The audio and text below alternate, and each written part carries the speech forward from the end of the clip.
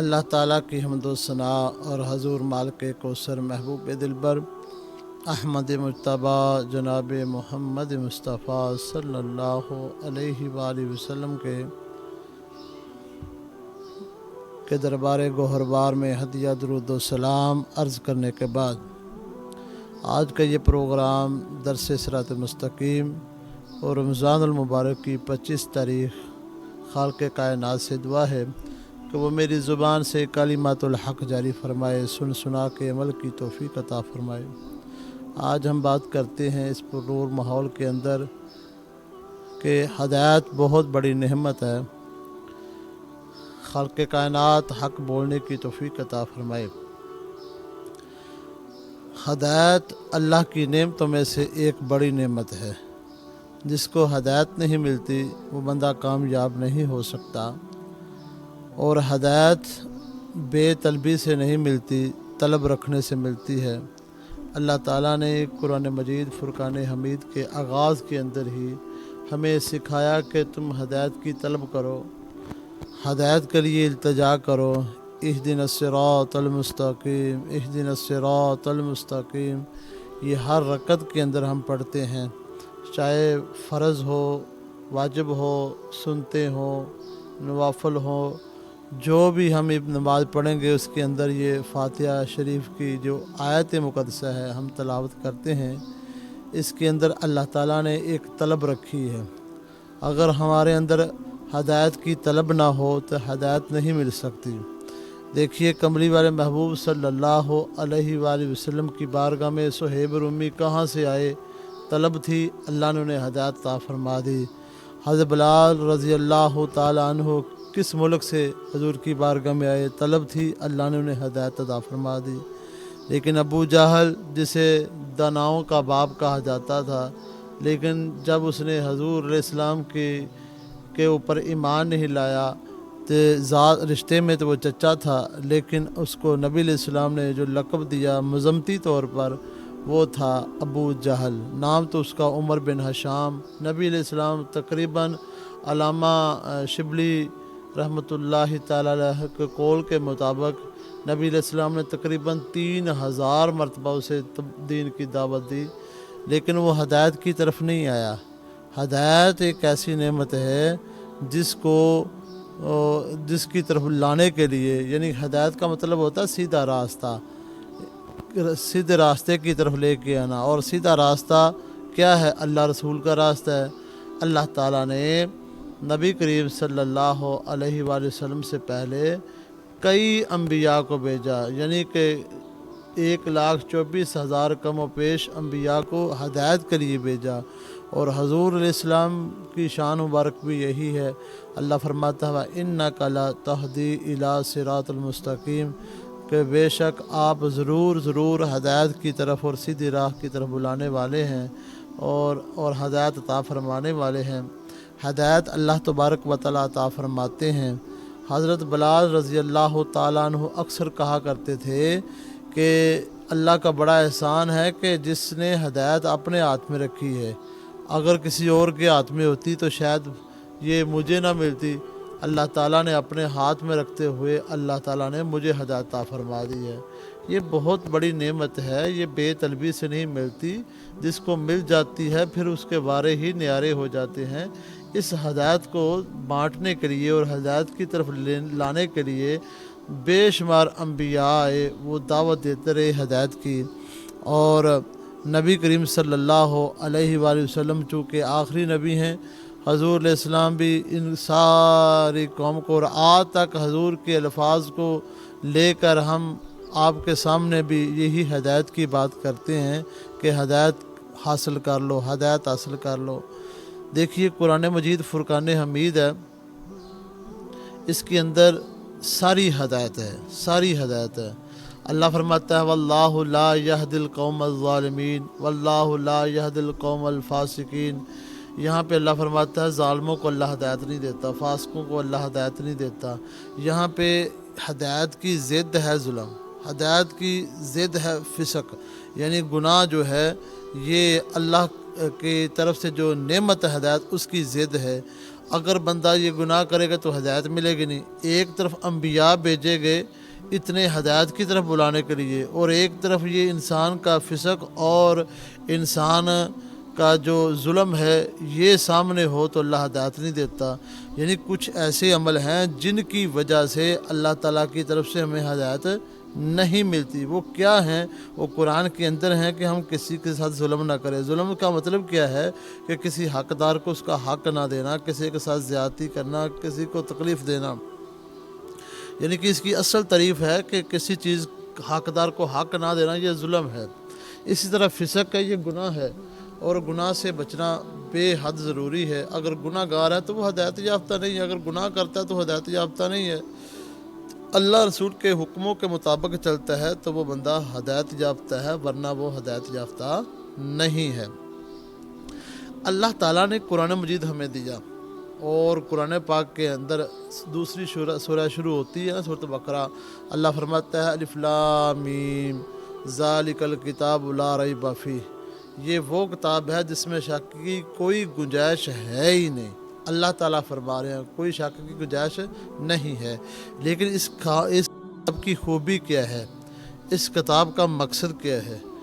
یہ کتاب کا مقصد ہے ہدی للمتقین، متقیوں کے لیے ہدایت ہے.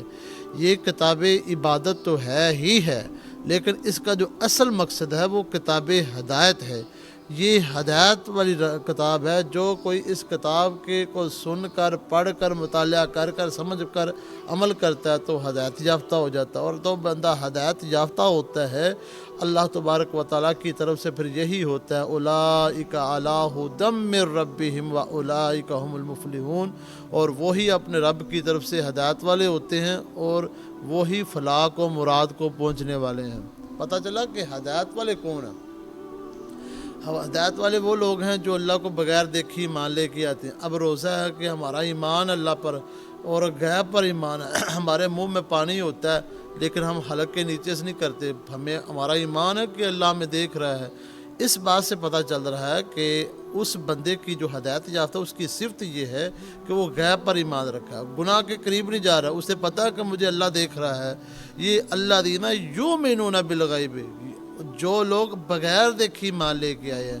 ہم نے اللہ کو دیکھا تو نہیں ہے، اللہ کی نشانیاں تو ہمیں نظر آ رہی ہیں، لیکن اگر ہمارا ایمان ہے اللہ پر تو اس وجہ پہ ہے کہ اللہ کو ہم نے دیکھا نہیں ہے، جس کی وجہ سے ہم ہدایت والے ہو گئے ہیں. اسی طرح اللہ فرماتا ہے وَمِمَّا رَزَقْنَاهُمْ يُنْفِقُونَ، یعنی کہ وہ نماز بھی پڑھتے ہیں، وَيُقِيمُونَ الذین یؤمنون بالغیب ویقیمون الصلاۃ، اور نماز پڑھنا بھی یہ ہدایت والا ہونے کی نشانی، ہدایت یافتہ ہونے کی نشانی ہے. اور وَمِمَّا رَزَقْنَاهُمْ يُنْفِقُونَ، یہ بھی ہدایت والا ہونے کی نشانی ہے. اور فرمایا والذین یؤمنون بالغیب ویقیمون الصلاۃ ومما رزقناہم ینفقون والذین یؤمنون بما انزل الیک وما انزل من قبلک، جو ان پر اتارا یعنی محمد صلی اللہ علیہ وسلم پر اتارا اس پر ایمان پورا ہے، اور آپ سے پہلے جو کچھ اتارا اس پر ایمان ہے، قیامت کے دن پر ایمان ہے. تو وہ بندوں کی نشانیاں یہ ہیں کہ وہ ہدایت والے ہیں. تو یہ اگر ہم اپنائیں گے عمل تو ہدایت یافتہ بن جائیں گے. اگر یہ نہیں ہے تو ہم ہدایت یافتہ ہی نہیں ہے، کیونکہ بندے کے اندر پہلے تو طلبی پیدا ہونی چاہیے، بے طلبی نہ ہو.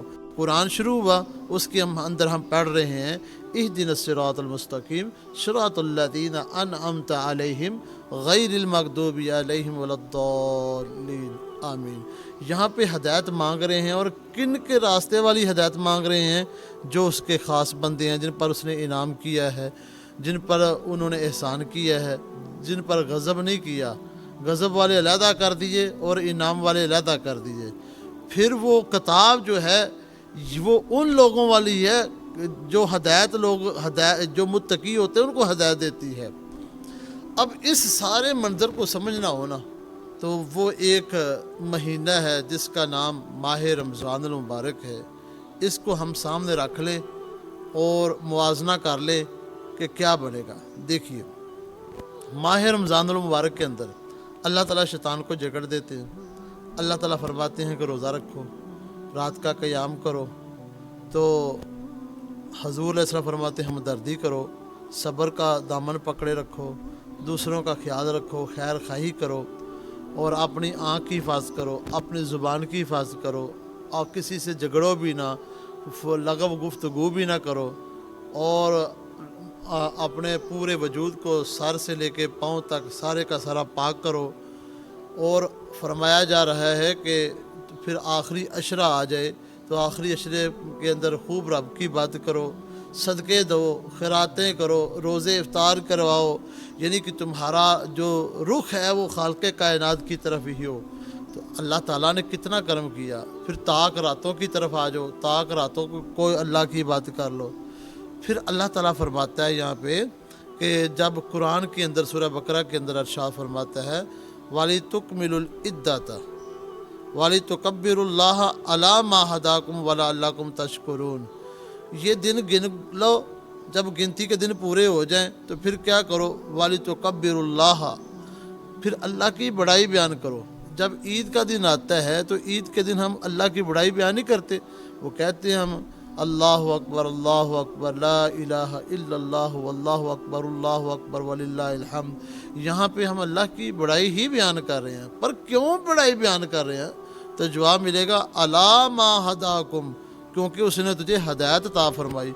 अब पूरे महीने के अंदर जो बंदा रमज़ानुल मुबारक अल्लाह के हुक्मों के मुताबिक गुजारता है वो बंदा हदायत याफ्ता है, और जिस बंदे का रमज़ानुल मुबारक ठीक नहीं ना गुज़रता उसका आगे साल भी ठीक नहीं गुज़रता, और जिसका रमज़ानुल मुबारक ठीक गुज़र जाता है अल्लाह ताला उसके पूरे साल को दुरुस्त फरमा देता है। अब ये भी एक निशानी है और अलामत है बंदे को समझने के लिए, इस बात को समझे बंदा, अक्लमंद बंदा, कि जो बंदा रमज़ानुल मुबारक के आखिरी रात को वो शैतान की गिरफ्त में आ जाता है, पूरा साल आगे वाला 11 में जो है अपनी मर्ज़ी से शैतानियात वाले काम करता है, तो वो समझ ले कि उसका माह रमज़ान ठीक नहीं गुज़रा, क्योंकि जिसका माह रमज़ान ठीक गुज़र जाता है वो बंदा हदायत याफ्ता हो जाता है। अब ईद के दिन हम अल्लाह की बारगाह में क्या करने जाते हैं? 2 नवाफिल शुक्राने के अदा करने के लिए जाते हैं, और अल्लाह भी फरमाता है वाला अल्लाकुम तशकुरून अला मा हदाकुम वाला अल्लाकुम तशकुरून, उसने तुझे हदायत की दी लाल्लाकुम तशकुरून, ताकि तुम उसका शुक्रिया अदा करो। अल्लाह अकबर अल्लाह अकबर। यहाँ पे ये बातें समझ में आ रही हैं कि हम अल्लाह की जो हमें अल्लाह ने हदायत दी है, आज 25वां रोज़ा चल रहा है, हमने रात को क़याम भी किए, कुरान की तिलावतें भी की, रोज़े रखे और शैतानी कमों से बचे रहे, तो हम हदायत याफ्ता हैं। तो अल्लाह ताला किस तरह हमें तरगीब दिला रहा है कि शैतान बांध कर मैंने तुझे एक पटरी पे रख दिया है, एक सड़क पे चला दिया है, एक लाइन पे चला दिया है, तो ये हदायत याफ्ता लोगों की एक निशानी है। तुम इस तरह की सारी ज़िंदगी बना लो अपनी, तो फिर इंशाल्लाह तुम्हारे वारे ही न्यारे हैं, तुम कामयाबी ही कामयाबी है, कामयाबी तुम्हारे कदम चूमेगी। अब अल्लाह से पूछते हैं या अल्लाह हम हदायत याफ्ता हो जाएंगे तो फिर मिलेगा क्या? जन्नत मिलेगी? अल्लाह कहता है जन्नत भी मिल जाएगी, और क्या मिलेगा? तो अल्लाह की तरफ से जवाब मिलेगा अपने महबूब की बातों को पढ़ो, अपने महबूब अलैहिस्सलाम की, अपने आका की, अपने नबी की, अपने पैगम्बर अलैहिस्सलाम की, सरदार कुल की, कायनात कुल की, मोहम्मद सल्लल्लाहु अलैहि वसल्लम जो गरीबों के सहारा हैं, यतीमों के आसरा हैं, उनकी तालीमात को पढ़ो, उनकी किताबों का उनके तालीमात का मुताला करो, अपनी ज़िंदगी में डालो। और उनमें से एक ये भी है कि मैंने ये अरशाद फरमाया है कि रोज़ा मेरे लिए, मैं इसकी जज़ा दूँगा। या अल्लाह तू क्या जज़ा देगा? सारे फरिश्तों से हुक्म देता है, इसका क्या मतलब है? इसकी बेशुमार वजूहात हैं। इसका मतलब ये भी हो सकता है कि फ़रिश्तों से इतना सवाब दिया नहीं जाएगा, ना उसको उनको इतना पता है इनको सवाब कितना देना, अजर कितना देना, ये खाल्क़े कायनात ही अता फरमाने वाला है। और इसका ये भी मतलब है, माना मफ़हूम है कि रोज़ा मेरे लिए, मैं ही इसकी जज़ा हूँ। इसकी जज़ा से मुराद ये है कि खाल्क़े कायनात तुझे मिल जाएगा। खाल्क़े कायनात बंदे को मिल गया तो कामयाबी ही कामयाबी है। तो मेरे दोस्तों 2 ताक रातें रह गई हैं, एक 27 की और एक 29 की। ये 2 रातें ताक हैं, बाकी रोज़े 5 रह गए हैं। हम हदायत याफ्ता बन जाए, अभी भी माफ़ी मांग लें। जब अल्लाह से माफ़ी मांगेंगे अल्लाह हदायत याफ्ता की लिस्ट में शामिल फरमाएगा। जब हदायत याफ्ता की लिस्ट में शामिल फरमाएगा तो हमें सब कुछ अल्लाह ताला अता फरमा देगा। ये बहुत बड़ी नेमत है بعض لوگ ایسے ہیں جو ابھی تک جنہوں نے مسجد کا دروازہ بھی نہیں دیکھا، بعض لوگ ایسے ہیں جنہوں نے ابھی تک ایک سجدہ بھی نہیں دیکھ کے دیکھا۔ یار کس طرف ہم چل پڑے؟ یہ نصاب اسلام کا دیکھیے، اسلام ہمیں کیا سکھا رہا ہے اور ہم کو کیا سیکھنا چاہتے ہیں۔ بے شمار لوگ ایسے ہیں جو ہدایت کی طرف بلا کے خود جو بے ہدایتیں بن جاتے ہیں۔ ایسے نہیں کام چلے گا۔ کام کس طرح چلے گا؟ جب ہم رمضان المبارک کا پورا نصاب پڑھ کے ہمیں کیا کرنا چاہیے۔ دیکھیے نا، کمپیوٹر کے متعلق ہم پڑھتے ہیں تو اس کے ساری چیزوں کا پتہ چلتا ہے، اس کی وہ پہلی جنریشن، دوسری، تیسری، چوتھی، پانچویں، اور وہ ہم اس کے سافٹ ویئر پڑھتے ہیں، اس کی کی بورڈ پڑھتے ہیں، اس کی ان پٹ آؤٹ پٹ پڑھتے ہیں، اس کی جناب وہ کیا کرتے ہیں کہ وہ سی پی او کے متعلق پڑھتے ہیں، ایس ڈی کے متعلق پڑھتے ہیں، ونڈوز کے متعلق پڑھتے ہیں۔ تو ایک نصاب ایک چیز کے متعلق سارا پڑھتے ہیں تو پھر جا کے ہم پاس ہوتے ہیں۔ اسی طرح ہر شعبے کے اندر ہر علم کے متعلق کوئی نہ کوئی چیز پڑھتے ہیں، پھر اس پر غور و فکر کرتا ہے، پھر جا کے سمجھ آتی ہے۔ اسی طرح ہدایت یافتہ بننے کے لیے اس کا جو بہترین نصاب ہے نا وہ رمضان المبارک ہے۔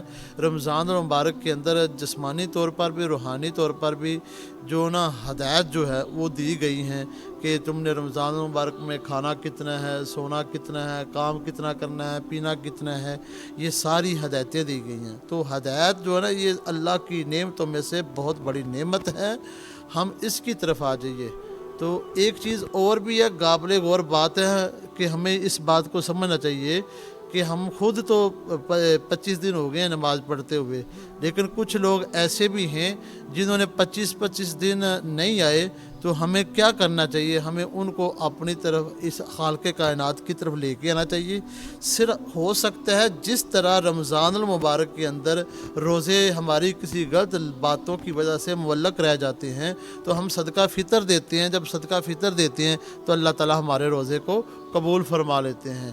اسی طرح ہو سکتا ہے کہ کسی کو اللہ کی طرف لے کے آئیں گے، اسے کہیں گے کہ معافی مانگ، اللہ سے ڈر، اس کا خوف اپنے دل میں بٹھا اور اللہ رسول کی طرف آ جا، تو ہو سکتا ہے اسے لانے کی وجہ سے ہی اللہ تعالیٰ ہماری بخش فرما دیں۔